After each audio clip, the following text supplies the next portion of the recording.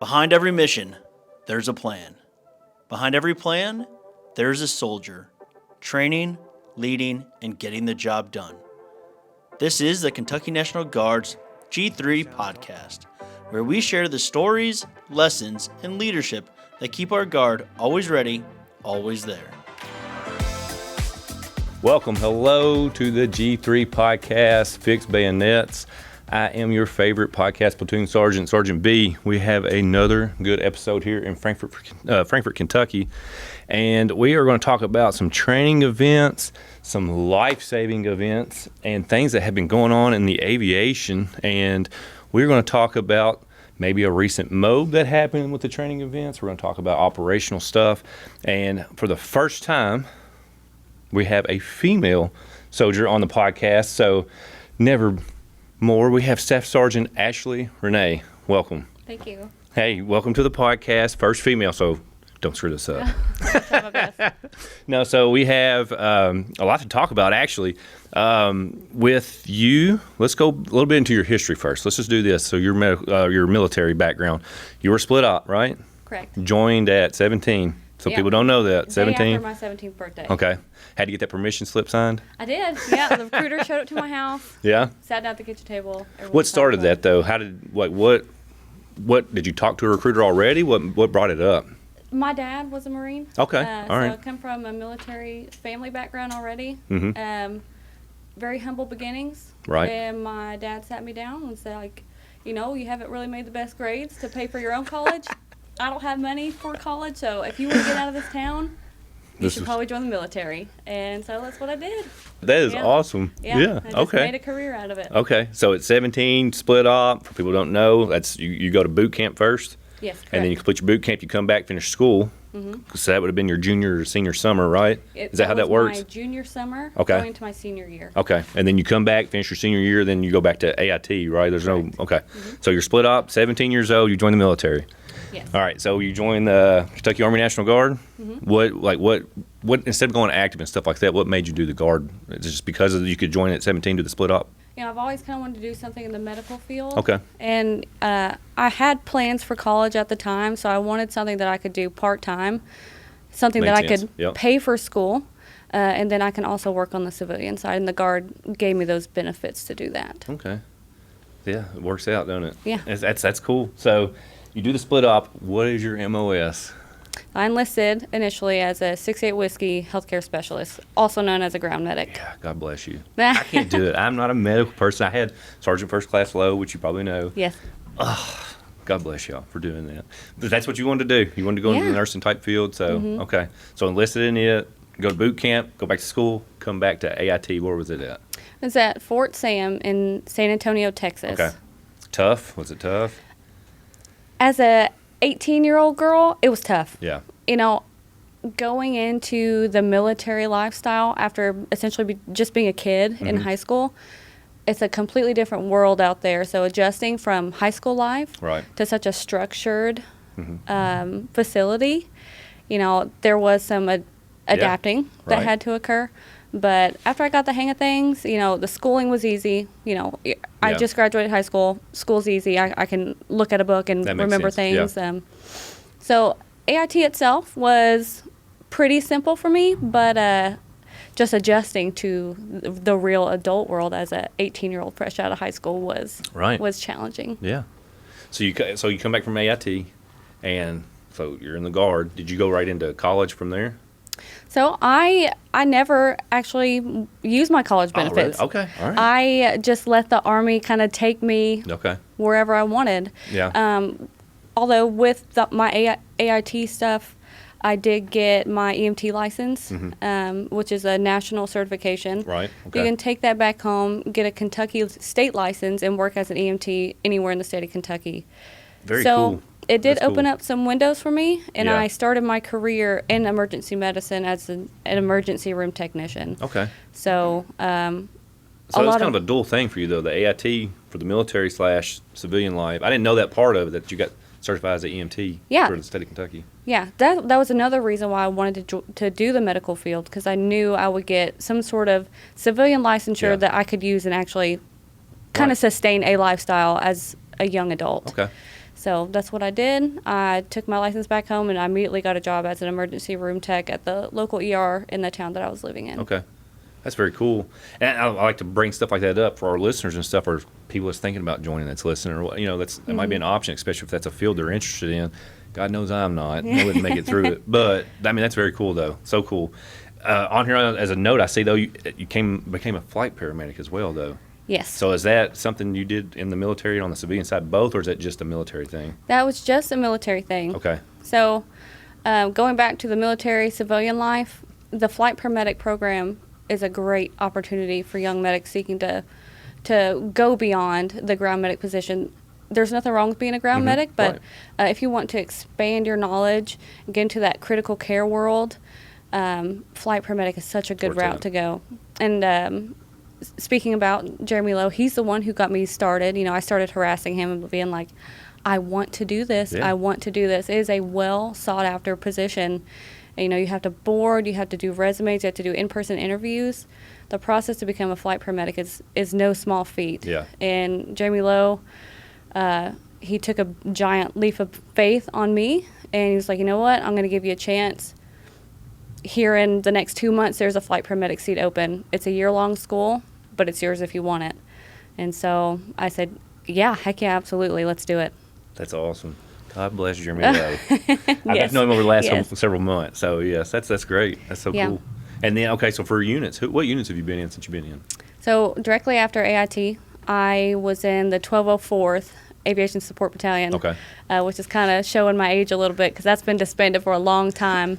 It's always been connected to 63rd Tab, though. So that unit was a support battalion of the 63rd Tab. Okay. It was disbanded, so I didn't have a home for a little bit. Right. They sent me to HHC in the 63rd Tab, where I was a ground medic, and I did flight physicals for our aviators, and that was our main focus. We'd sometimes do like range support and stuff. But that's kind of what started my love for aviation and my want to be a flight paramedic. Cool. Yeah. And then you went from 63rd Tab to where you're at now? I went to 63rd Tab to the medevac. I did flight paramedic school, and I was in the medevac as an M-Day soldier for a while. Okay. A couple years. And then I got an opportunity for an AGR position as the Brigade Medical Readiness NCO. So I went from the medevac back to HHC in the 63rd Tab for the progression of my AGR career. Was you, and it's a conversation we had previous podcast, did you do a lot of orders as well besides just the schools? Did you ever do ADOS or something like that? Anytime there was ADOS, you jumped on I'm like, sign me up, ADOS. Yeah, calling people up if there's ADOS orders. That's the best way. If you are interested in an AGR job, you just got to get your name out there. Right. Show people your work ethic, make people want to invest in you. That's the way to do it. That's awesome. I mean, that's literally what we've been talking about in these previous ones. I like to put that out there for those soldiers that want to make a kind of a career or how I get started. And a big thing is those ADOS orders when they put them out there, because I've seen so many times, even for me at the unit level, being a readiness NCO or whatever, you push some info out and you're like, hey, I know some of you don't have a lot going on right now, and you love this stuff. Like, here's an opportunity to go do this, that. You might have to travel here, but get your foot in the door, and do these orders. It's, good money, whatever, but this could start the career, and you never know where you end up. That's the craziest thing about it. Yes. So it's just like overall consensus. I like to ask at this point, hey, have you done ADOS or have you jumped on orders? Because usually it leads into an AGR career or something like that. And it's the best thing that ever happened to you. Yes, it really is. That's awesome. So, so aviation, you started AGR. That was in 2022, right? Yes. Okay. And you're a readiness NCO for it? I'm readiness NCO for the medevac now. So I am out of HHC and back into 2nd of 238th. That's what I've noticed with aviation. So I do the net fieldings here in Frankfurt for the new equipment, and that was one thing I didn't really know a lot about. My wife, she's an M-Day soldier, and she started out at the 63rd Tab, but I went over there and I'm like, hey, where's 376, where's 63rd Tab, where's, I don't, it's like they're all in the same building. Yes. It's a beast, and it's like medevac's over here. And lots of line units within one giant organization. Yeah, but great people. I mean, every time I go over there, very welcoming. I've done some fieldings, other armories and stuff like that. So, all right, well, Sergeant Renee, before we start jumping into the training portion, let's, since we kind of know who you are, let's take a little quick break. And when we come back, we'll kind of jump into the different training events that you have done over, even as an M-Day, some of the, especially that medical field, and stuff that you had learned over the years that's kind of progressed your experience to lead up to some of these life-saving events or state of emergencies that we've had that it's really come into play and it's made you successful. Sound good? Sounds good. All right, we'll be back.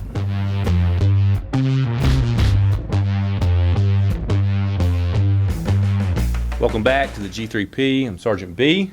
I'm sitting here talking with Sergeant Renye from the Medevac, and we've been covering kind of her background history in the military and what she has done to progress in her career and for the upcoming training events she's going to endure over the years. But before, let's give a shout out to our sponsors. So I know we get stressed sometimes, and we want to take care of ourselves mentally, and we want to be healthy. So I want to give a shout out to the stress ball, the simple stress ball right here. Look, this is how easy.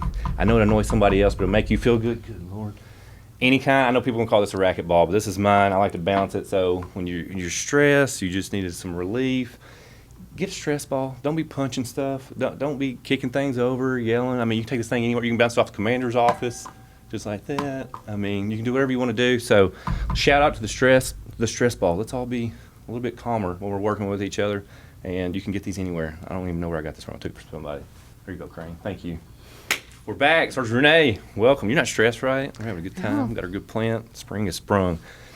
I want to dive back into that, the flight paramedic, because it is interesting to me on the medical side of the field and people that are listening that we have a ground medic. Hold on, what's a 68 whiskey actually called? I always just said medic. You called it Healthcare specialist. See, I don't even know that. And I've been in 16 years. So medic, you know what I mean? So 68 whiskey. Ground medic is when you're first kind of in. That's working with, I'm assuming, just any kind of unit they attach you out, because Yes. we always had medics with us. But Yes. loved my medics. I mean, there's one person you want on your good side's what I always said. But great. I mean, just to me, it's a daunting task to be a medic. I mean, you're caring for the welfare of everybody. So, but the flight paramedic, I've heard Sergeant Lowe talk about it as well. What is the big difference? Like, what happens once you become that flight paramedic? What was the training that you had to do to become one? So the biggest difference is the acuity of patients that you are capable to take care of. Okay. It's also the equipment that we carry, and then you're also doing it in a loud, vibrating machine that's floating in the air. Yeah. So you're now off the ground, in the air, in an environment that's sometimes and often dark. It's loud. You can't speak to your patients. So the acuity of patients that you're taking care of is typically higher because your certification is higher. So you've gone from EMT to paramedic to critical care paramedic, Okay. which is like 3 separate levels Okay. that you're going up. So in the back of our helicopters, we have everything that you'll find in an ER and an ICU. That's crazy. And we manage populations from neonates, babies, pediatrics, regular What soldiers, was neonates? babies. Okay. Babies. I've dropped this line Tiny, before. brand Talk to me new like I'm babies. stupid. Yeah, All right. brand Okay. new All right. babies. All right. We can take care of OBGYN emergencies. We can deliver babies, is geriatric patients. Yeah. Anybody, we are capable to take Okay. care of in the back of that aircraft. Gotcha. That is wild. That is wild. And you said it's a year long to do that? To It's- kind of get that certification, I guess? Yes. So all in all, the training is over a year long if you lay everything out on the table. So in order to even go to flight paramedic school, you have to have that ground medic certification. So you have to have the basic AIT of a healthcare specialist. That is your fundamental ground point you have to start at. Yeah. After that, if you do what's called the pipeline, there are several different ways you can go into flight paramedicine, but the Army pipeline is the way that I did it. So I didn't have any sort of paramedic certification, so I went as an EMT. And at the time that I went, the Army had a partnership with UTESCA, which is the University of San Antonio, and I went to the Health and Science Center. So they sent me to college and paid me full-time Yeah. to do nothing but go to school. That's awesome. For 10 months. And the first 6 months of that school was in San Antonio. I lived TDY, lived off post in a little apartment. I had my daughter with me at the time. She was about 6 months old. Went to school for about 6 months to get my paramedic license.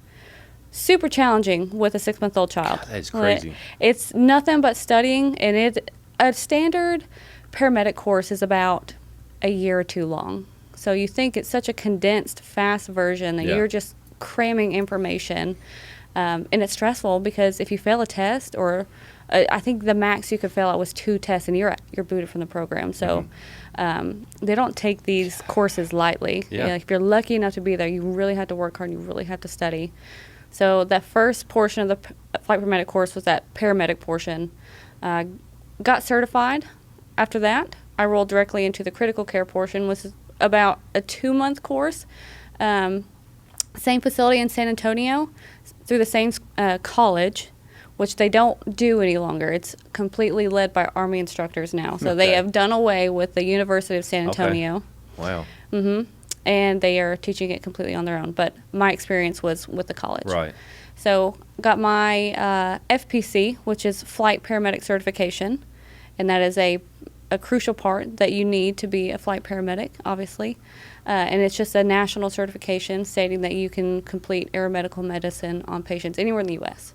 So I got my license for that. And then after about 9 months in San Antonio, I got to go home for a few days. And then I had to go directly back in about 4 days to Fort Rucker, Alabama for a 28-day course, which entailed lots of hot days and flight simulators, and you're just doing nothing but taking care of simulated patients with state-of-the-art mannequins.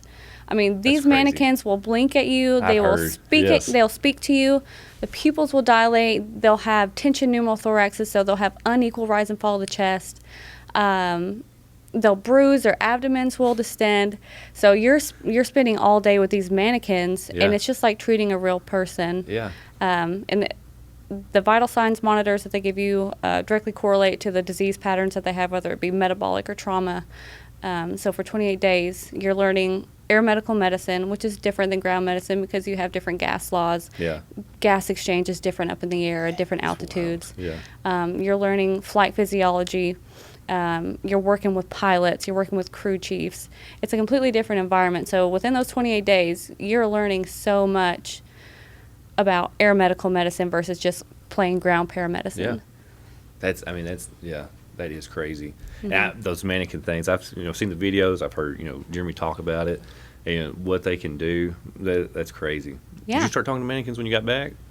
What is it? You was around the mannequins for so long. Did you talk to mannequins when you came back? Oh, yeah. Start treating them I like am humans? just so used to treating mannequins that treating real patients was, what do I even do with this thing? Like, you actually breathe. Yeah.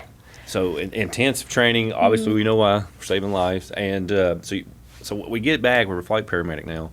What's some training aspects that y'all do in aviation? Like, what could y'all do on drill? Is there anything that's y'all are standardly doing? It's something that you always done, or is y'all always training like with hoists? I don't Yes. know. Educate me. So, though it is rare, a hoist mission is something that we try to always be prepared for, because it's the most inherently dangerous thing that we do, because it's you on the ground making decisions solely as a medic and your patient. You kind of don't know what you're getting into whenever you are called to a scene. You got to figure it out when you get to the ground. So you can't really plan ahead because you have multiple different extraction devices. So everything is kind of done by the seat of your pants, and you really just have to trust your instincts and your training to make the right decision for your patient, because there is no right or wrong. It's life or death whenever it comes to a hoist patient. One slip of a rig and your That's patient, crazy. Yeah. it could end badly. Right. So that's something that we train almost every month if we can. Well, because I think it's wise. I mean, as a patient, we always hear you're trying to stabilize, take care, do all the right movements, but not only are you trying to stabilize somebody to maybe hoist them up to put them in an ambulance or something like that, but you're literally hoisting them up. So even just the strapping down's a big deal here, keeping them stable and stuff. So those practices, to me, it seems like y'all would constantly be practicing that. Yeah, and we reach out to our civilian counterparts, so local EMSs and local search and rescues. We do lots of partnership trainings with them, because those are the people we're doing our patient handoffs with. Yeah. It's not only just paramedicine, we're also doing search and rescue. So if somebody falls down at the gorge or off a cliff, and if they can't be walked out or they can't walk themselves out, they're calling us in for a hoist mission. Yeah. We have 300 feet of usable cable, which is a very high hoist, but some of the trees and the canyons out there are very deep. So we're constantly trying to reach out to our civilian counterparts and just have the smoothest transition whenever it Yeah. comes to these sick patients. And that's a great point, as we always talk about with the guard in the community. You know, and for you guys, it's really huge. You know, we have to work that way. So, Yes.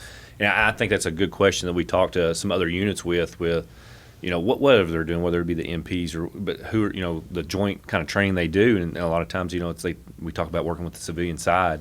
And, you know, that's the cool thing about the Guard sometimes Yes. is, you know, we can do the operational national level, we'll, you know, go overseas or whatever, but we also get called by our state because that's who we're owned with. And we make those decisions as well when those state of emergencies arises. So is that something that, with that, learning that, do y'all go out for drills and take, like, the M-Day soldiers, do they go out and actually do some of this stuff too as well? Oh, yeah. Yeah. If we do something as a unit, training event, Everybody. It takes everybody. Yeah. Because we have fuelers, we have mechanics. Aircraft love to break. Right. It's not just about flying Good point. and doing, you know, supporting the paramedics in the back. Right. That is the mission, but it takes everybody to make the mission possible. You have to have somebody to fuel the aircraft, to set up a hot FARP. You know, you can't just pull an aircraft up to a gas station. Like, Right. there has to be a setting. You have to find a field. You got to park a HEMT out there, you know. Like, it takes a lot of planning, and it's all hands on deck, the entire unit. Yeah, and I mean, you're making great points, because we had talked earlier in a podcast about the infantry, and the infantry starting to make, hey, if we go out training, everybody's training. It ain't just the 11 Bravos, right? It's your admin support, the probably the medics that are with them. We were talking about the maintenance people. They all kind of train together, so it's the same situation that you don't really think about. I always, and I'm bad about it too, I'm thinking everybody's flight paramedics, right? Everybody in this unit. And then you're like, no, we got to have these people, this, because everything has to run. So just Yes. knowing that, everybody knowing their job. So that team cohesion's a big deal, for sure. And every single part, like, I'll say, I do think that the paramedics get a lot of the praise whenever Right. we go on these missions. But without our fuelers, without our mechanics, without the crew chiefs operating the hoist, without our comms people, our papas, you know, if we can't talk to each other in the air, we're essentially useless. Yeah, So it's all just a huge moving part. yeah. So before, and which I know we'll get into a little bit later, we're going to talk about Kosovo, the deployment y'all just came off of. Was there anything for kind of that ramp up that did y'all change anything out, or did stuff start picking up, the training, or was there anything, I guess, for some people, like when we go to the pre-mob, we go to a lot of other training lanes as well, but was y'all doing stuff throughout the year to start checking the block or making sure, hey, we're all on the same page? Did y'all do anything like that before y'all moved out to Kosovo? Yes. So not only were there specific training requirements that the medics had to do specifically, us as a unit, we tried to do a huge just hoist training event out of the gorge, and it took a lot of preparation. Right. It took months of preparation and getting OKs and getting things signed off. We had to get land agreements from the gorge themselves to let us hoist and train. So we went out there for about a week, and we did nothing but set up patient Right. scenarios. And we do multiple types of hoisting. So we do what's called static, which the aircraft is stationary in the air. You just cable down, cable up. And then we do what's called dynamic hoisting, which the aircraft is moving and paramedic and patient are moving up and down on the cable Right. while the aircraft is moving. Wow. So for a week long, we did nothing but Yeah. So the hoist whole training. I like you talking about that setup too. You had to recon this whole bad boy. I mean, that sounds huge. Yes. Because a lot of people we talk about with the units is, hey, you can utilize other places, but the land agreement. Now you Yes. hear that a lot too. Make sure you get the right paperwork done and getting it signed off and talking to the right people. So you're already kind of networking. Who'd y'all network with for the gorge? Was it something with the Fish and Wildlife or Yes, the it park was, ranger? Okay. Yeah, park rangers, Yeah. Fish and Wildlife, and then it wasn't just the medevac out there. We had Wolf County Search and Rescue. We had Red Star EMS. We had Jessamine County coming out, who we do our swift water rescue with. We had brought all these people to the facility and did a mass hoist training event, so they knew exactly how to rig our hoist, and if they had to hop on, they could safely put themselves on and ride the hoist and get off the hoist Right. whenever that time came. They would ride tandem with us. It was a huge event. That's amazing. And that's something you always remember as well. But your soldiers and stuff, once again, I mean, that training, very beneficial. Yes. Makes you very efficient, not just the Guard, but I mean, even on that civilian side, because like you said, y'all been out there before to do those missions, and you depend on those other entities to perform as well. I mean, you're all got to be a team. So when did that take place? Was that right before the MOB? Was that something y'all did before the MOB? It was April of 24. Okay. So in the summertime, it's the best time to do it. Yeah. We were pretty busy with MOB due-outs and trainings leading up to that. But, that was probably our biggest training event that we did. Pretty successful? Did you learn a lot? Was there things that, did you take away things that was like, hey, this may not have worked this way. Maybe we should have done it this way? Yeah, I think there was lots of learning points. The aircraft broke a bunch of times. Right. Hoist cable broke a bunch of times. Yeah. Medics ended up having to hoist off of or having to rappel off of a rock because our hoist cable broke. So because of that training, we were able to order self-rescue rope rescue kits. So in case we ever find ourselves in a situation where we're stuck on top of a cliff, we can safely rappel ourselves down. Yeah. So was you the AGR then? Yes. So what was you doing? That's why I like to talk about this whole thing here. So you were running into some issues, and you did the land agreements to get land to train on. Here I am. I'm hitting the new equipment. Look at me. But like you said, you had to order some stuff. So you had to figure out how to go order that and who to get that signed off on, right? Yes. So you were learning a lot right before you're getting ready to deploy anyways to do all this. Okay. So you got to learn to rappel. Keep going. Keep going. So we have a really great medic section. Yeah. And everybody brings their own piece to the table. We have two that are really big into search and rescue and rope rescue. Okay. And we have one who's, oh gosh, what's the ram's head? Mountain warfare? Yeah, mountain warfare. So having those people on the team really helped me That out. knowledge. Yeah. Yes. And so getting the equipment was something that I never really, this was my first time as a readiness NCO, especially going out the door for a MOB. Yeah. So getting this new equipment, I learned all about ONS statements and putting in those requests. And you basically, you say, I need this, this is why, and the state says, all right. Yeah. Yeah, you're going on a MOB for sure. Right. And so we were able to get a bunch of stuff. That's big, yeah. That networking and learning the people, too, though, that can bless off on this or help you. Because I was kind of the same boat as you. I was a training NCO, transitioned to the readiness, and then we were deploying out. And I was kind of like you. I was getting stuff in or I was just asking questions. And the big thing about the Guard, though, that I do love is I would just call people. I was just calling. Yeah. Hey, this might not be your lane, but it might be. I'm going to ask you this question. And 90% of the time, they're like, not me, but I'll show you where to go, that type thing. And you're trying to get all that stuff approved. So I know the stressors of that. But it's amazing trying to be successful, though, before you go out the door. Because, I mean, like I said, it's a big deal. It's a big deal. Yes. That's crazy. What other things did y'all do throughout the year? Did y'all do anything else that was besides that? What was some of the other things you were kind of knocking? Is there something you expect of the soldiers when they first show up that they already know what they're going to do this drill or whatever? I think the soldiers we are very, I'm going to say we're an advanced unit, and people just, they know what to do whenever they show up. Yeah. We push out a training schedule. Yeah. Here's the ins and outs of what we're going to do, and everyone just shows up and kind of starts working. And they know what to do. Yes. And those NCOs will take off with the training and stuff like that. Yeah. And that's the beauty of it. I think that's what makes our unit so successful is because you have that type of operational level. People just know their jobs. People know each other. They know how each other's going to work. This is your job. This is my job. And everybody just does the work that needs to be done. And that's amazing. Yes. That's that same sheet of music. And and being that is with the stressors of what y'all do, that is the better part of it, though, is those happening. Because, you have the units where you got a lot of soldiers with different MOSs and got different roles and stuff like that. And you're trying to make sure everybody's engaged and make sure who's trained up on what. And you're checking medical readiness. You're checking, height, weight, IWQ, all that stuff. And it's like you're always, but like when you get those good NCOs that come in there and they can really they can lay on the training for you. You're like, hey, here's the game plan. Go execute, right? And they just pick up and go. It makes life so much easier. It really does. But when you see them perform, too, as well, it really, to me, it motivates me seeing when soldiers take the reins and go. And they enjoy what they're doing. They're determined and seeing that. So yeah, a good example. Leading up to the MOB, we knew from the get-go to get ready for the MOB. We knew that we were going to be flying single medic. Okay. And with a critical care patient, you have two hands. Okay. And it's just you in the back. Yeah. And those two hands get occupied very, very quickly, and it can be overwhelming and stressful. So our crew chiefs... Did you typically train with 2 medics, though? What's the typical?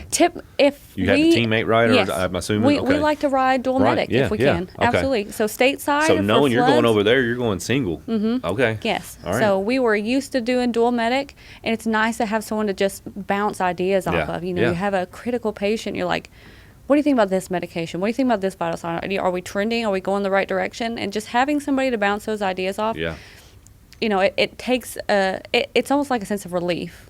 Like you know you're doing the right thing, but it's like okay, yes, I know we're on the same page. For me, any kind of scenario like that where I have a backup, you feel a little more confident. Yes. Like, I ain't going to fail. Yeah. I'll wing it this way or whatever, and I'll go this way. And you feel more confident because you've got that person to fall back on. Yes. And now you don't. Yeah. So we're single medic. So we're like, you know what? Our crew chiefs are super motivated. They're always trying to help us in the back. So we train them up on all of our vital signs machines, and like, this is how you hook them up for a cardiac patient. This is how you this is how you take a blood pressure. If you want to do SpO2 monitoring. So anytime that we had a patient, our crew chiefs, we didn't have to touch the vital signs monitor. Our crew chiefs immediately started hooking the patients up, recording vital signs. They'd set timers. They'd record vitals every 5 minutes. If we needed something, they would usually go ahead and have an IV start. Yeah, they have an IV start kit in their hand saying, here you go. They take our needles, put them in sharps containers. So that's crazy. Yeah. That just teamwork, having that level of motivation and people just wanting to do the job, it's a love of the mission, and it showed throughout the MOB. Well, we're going to talk about that. Yeah. So let's do this. Let's take a break. When we come back, we're going to kind of jump into those scenarios y'all got yourselves into over in Kosovo and the things that you... Real quick, let's talk about what's on this table. Just real quick. What the hell is this thing? So those are cardiac defibrillation paddles. All right. Now, I've been in emergency medicine for over... They're not real right now? No. It's safe to go. Okay, all right. So those will hook up to a defibrillator machine. Okay. You have to charge it, set your energy, which is in joules, and then you place it on the chest. There you go. Yeah, and then you can shock somebody's heart. Shock the hell out of them. Yeah. Whatever they need. I feel like there's some power in these things. Oh, there is. It's like getting kicked in the chest with a horse, you know? But I've been in emergency medicine for 10 years, and I've never used these. So these are cool. These are nostalgic. Yeah. Oh, okay. All right. These are way cooler than what we use now. Well, cool. Well, let's take a break. We'll come back and let's get into some of those. The mission, the Kosovo mission. Sound good? Sounds good. All right, we'll get you back here.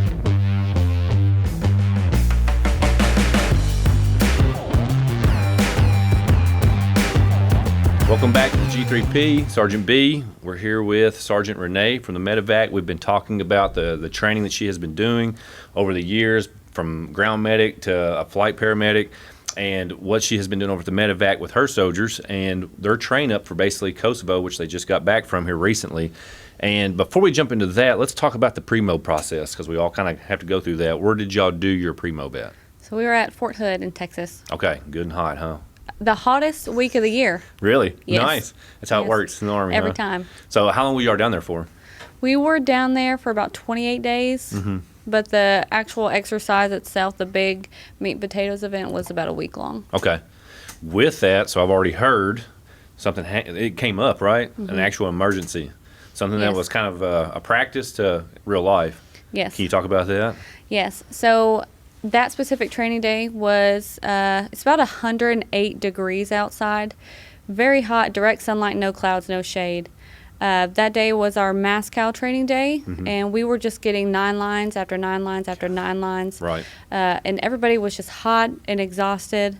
So we kind of expected some heat casualties. Yeah. So we went ahead and pre-prepped our aircraft with ice sheets and coolers in case we were to encounter an actual heat casualty.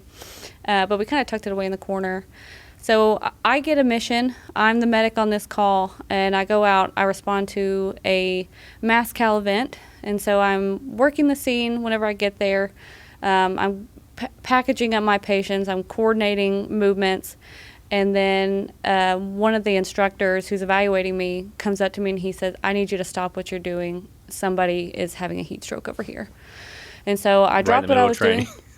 Yes. Yeah. And the OIC of the training came to me and he said, I'm sorry to ask this of you, but can you take this patient to the hospital? Oh, shit. And I Okay. said, yeah, of course I can. Yeah. I have everything I need. So I get on my radio, I call up my PC. who It is- went from training. Yes, This to, is- to, this is to life or real death life. now. Here to we go. real life. Okay. So Yeah. I'm treating this patient. I've got a couple of other hands helping me. We're starting an IV on the patient. We're doing rapid cooling measures, cutting the guy's clothes off, putting ice in neck, axilla, inguinal, hands, feet, Right. trying to cool this guy down because he's in and out of consciousness. He's very obtunded. So I knew right away we had to remove him from the environment and get him someplace cooler and just start cooling this guy off. Have you treated a heat cat like that before, or at least to that extent? Not to that extent. Okay. He's probably one of the closest I've seen to an actual heat stroke before. Right. I don't think he was necessarily there yet, Yeah. but he was well on his Okay. way. Yeah. I had no running water, so my materials were very limited. Mm-hmm. So pouring water on this guy, putting ice in the places that I had it. I get on the radio, I call in my PC, and I explain what's going on. I said, we have a real nine-line mission. Are you comfortable with taking this patient to the hospital? Because at the end of the day, the PC was Kristen Beard, my favorite pilot From Camelsville. from You know Richmond. this? Oh, She went to Taylor County, where I'm from. okay, And all right. we found out, me and my wife found out about Kristen, like, joining the military. And Yeah. everything, they just kind of, where she was at, we're sitting there, she's like, oh, she's going to flight school and all this stuff. And then, yeah, it blew our mind. Yes. Very good for her, though. Very Yeah. good. Shout out to her. Very good for Absolutely. her. I couldn't have asked for a better PC that day. Right. She said, absolutely, we'll take the patient. So explain the situation. She lands. I gather up a litter team, secure my patient. We walk to the helicopter, secure them. And during this whole process where I'm treating this patient, a real life patient, like we're not even in training mode. This is Right. real life. Yeah. The Fort Hood instructor is evaluating me. He's not helping me. He's, Really? Yes. He's sitting up Checking in the his seat. blocks? Yeah, checking the blocks. Yeah, so all the way down. So we land. We call for an ambulance for transport to the hospital. And all the way down to the physician handoff, I was being evaluated. That's crazy. It's crazy. That Yes. is crazy. Okay. But, I don't know. Yeah, that blows my mind. Okay. Yeah, but the patient ended up having a good outcome. Yeah. I saw him later on down in the MOB at a training event. So. That's Yeah, so yeah, was it's he great. one of the soldiers that was going as well? Yeah, he was Okay. one of the infantrymen. Okay. Mm-hmm. That is wild. And right there, your training kicked in and saved Yeah, us. yeah. It's honestly, it's second nature. Yeah. And I feel more comfortable doing real life Right. than Yeah. faking it during Yeah, I a training understand. event. Yeah. You know, because it's just what I'm more comfortable with. Yeah. That is wild. Mm-hmm. Well, good for y'all. And guy was saved and everything was good. And Mm-hmm. did they not really have a medevac there for you? It was they just came straight to y'all and was like, "Hey, you're They already don't- doing this. Can you do this?" We were miles away from a hospital. Yeah. You know, they didn't have the equipment that they needed to cool them off. Yeah. And we were 10 minutes away from the hospital. So they don't have air medical assets out Right. there. But Wow. our Kentucky helicopters were there that were fully outfitted with Yeah. our portable ICUs. And they said, please take this patient. And of course we did. That's awesome. That's an awesome story. And that's at pre-mob. Pre-mob, yes. That's how pre-mob goes. Mm-hmm. So pre-mob gets done. All right. So you've already kind of went through a scenario. Now we head over to Kosovo, Mm-hmm. fly out. We get over there. What was kind of like one of y'all's first? What was the ways of the roads over there? What was y'all doing? You said you're down to single medic flying now, right? In the That's aircraft. correct. Okay. Was y'all running like different type of medevac missions and stuff like that over there? So the way it's set up, it kind of operates like a fire station.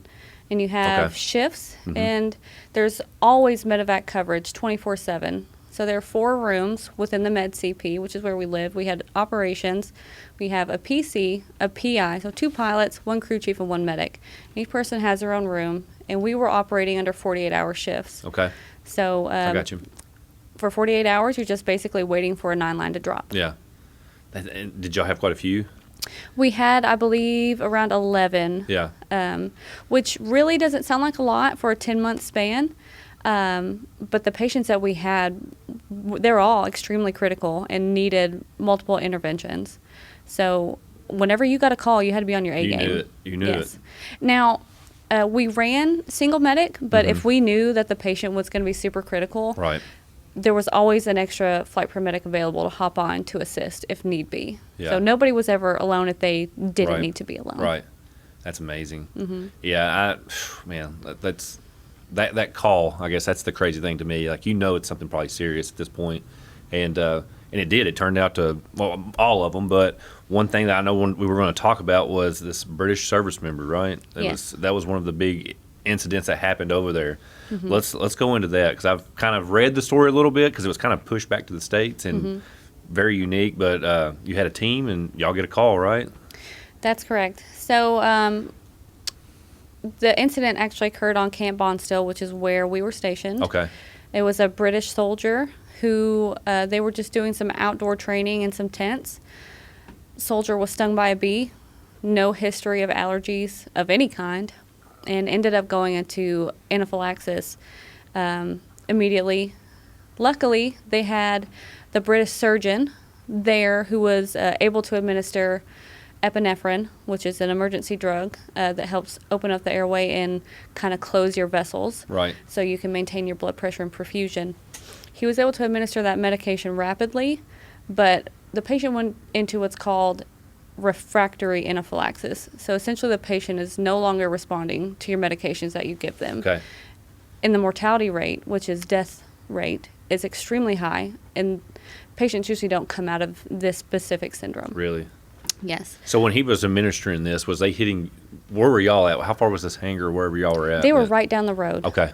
So doc administers epi, patient goes into cardiac arrest, loses a heartbeat. So their medic and their surgeon throw the patient into an ambulance and drive them up to our battalion aid station, okay, which is a roll 2. Is this when y'all are aware of it now, or was y'all already aware when they were doing that other stuff as well? We were not aware of it yet. Okay. We had, I think I wasn't there initially. Okay. But I know that we had medics up at the aid station already. Right. So they were notified by the flight surgeon saying, hey, there is a very critical patient coming in. And the flight doc just went ahead and said, I want every single flight paramedic notified, and I want them up here to help me run this patient. Right. So we were notified of a critical patient, didn't know what we were walking into.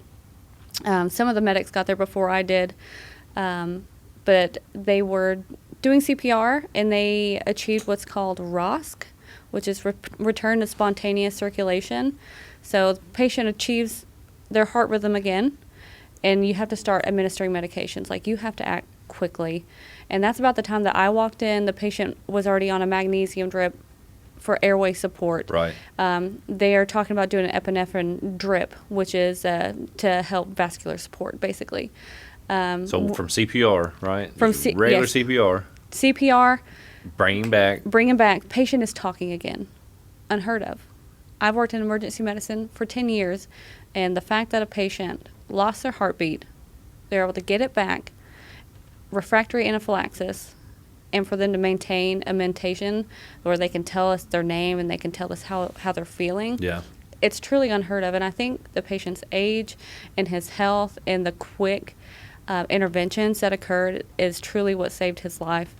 But we work closely with the Louisiana aid station team. And then whenever we got all of our medics into that room, it was chaos whenever I had initially walked in. Yeah. Things were just being thrown. People were yelling. Everyone's stressed out. Right. But the Kentucky flight paramedics walk into that room, circle around the patient, and everybody gets out of the way and watches. Yeah.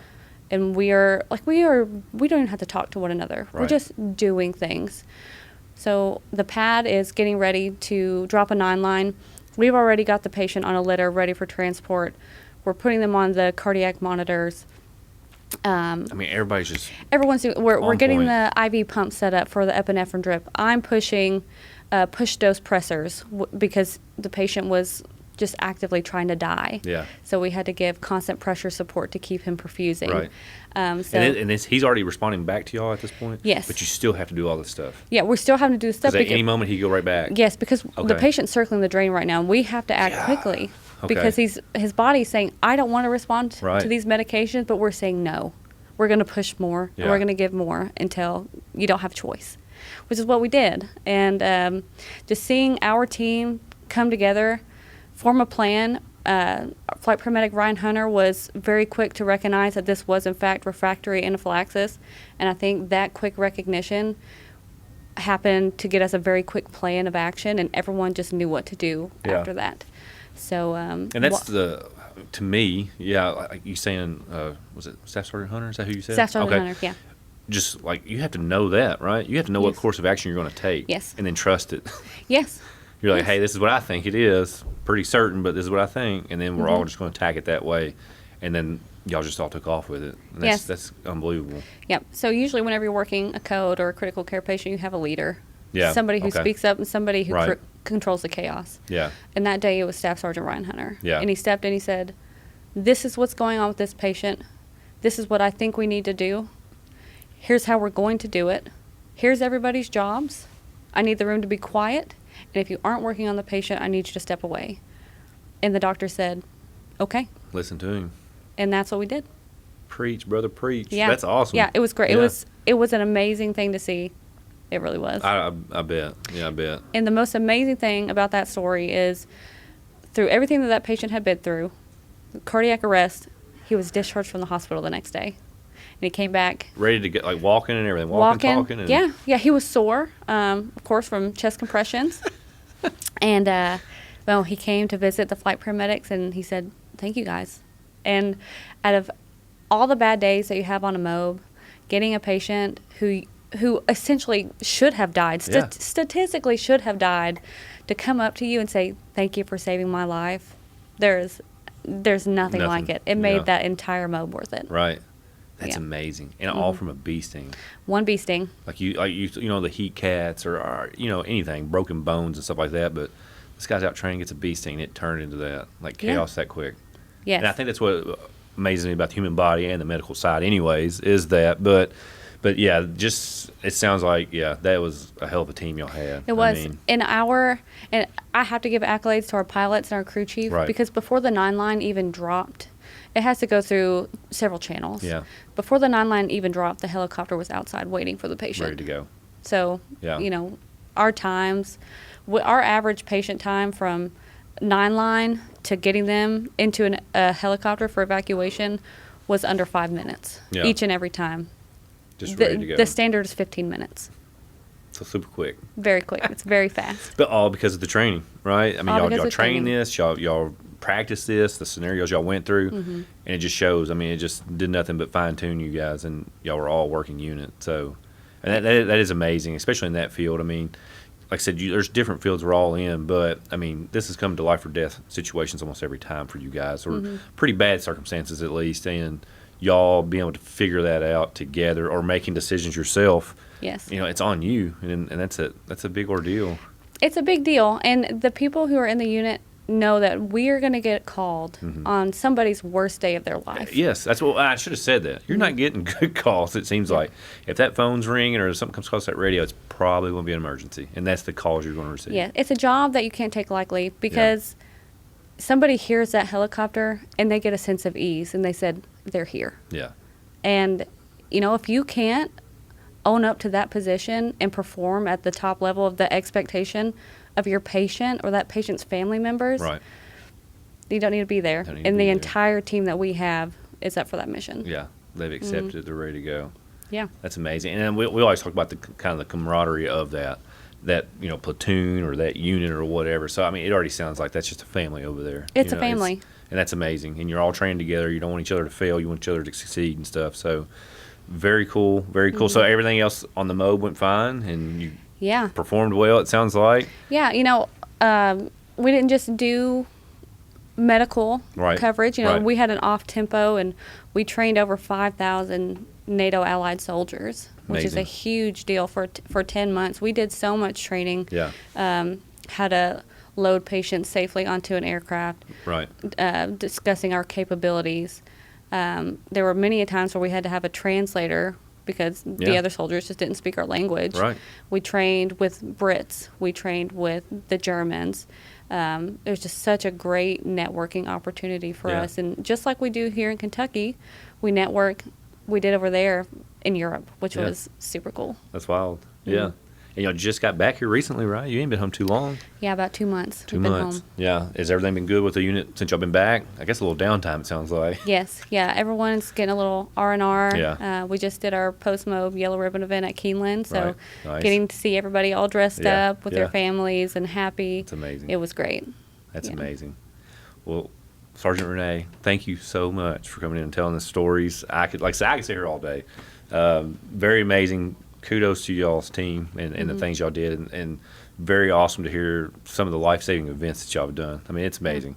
Your hands are doing it, so that's what's cool about it. But before you go, before we close out, I want to give you a quick gift. It's for the G3 podcast. We kind of settled All on this. right. So something you can put on your desk or you can Perfect. have your morning coffee out of Thank or you. whatever, because we really do appreciate you coming and talking to us today. Yeah. Very cool. And you're right across the way. You might send me over there. Yeah, for sure. Bring me And over for a hoist mission. patch is for you. Oh, thank you. Yeah, absolutely. You'll have Giving to you a shout out. That's the represent. first patch I've gotten. Yeah, Thank you. the coolest patch you'll ever get, too. That is a cool patch, and I'm a hardcore UK fan, so this is going to be even more amazing. All so right, awesome. appreciate you. Appreciate Yeah. everybody at the medevac. With that, hope everybody's safe. I hope everybody's taken care of. Thank you for tuning in. And with that, enjoy life, be healthy, and stay lethal. G3 Podcast out.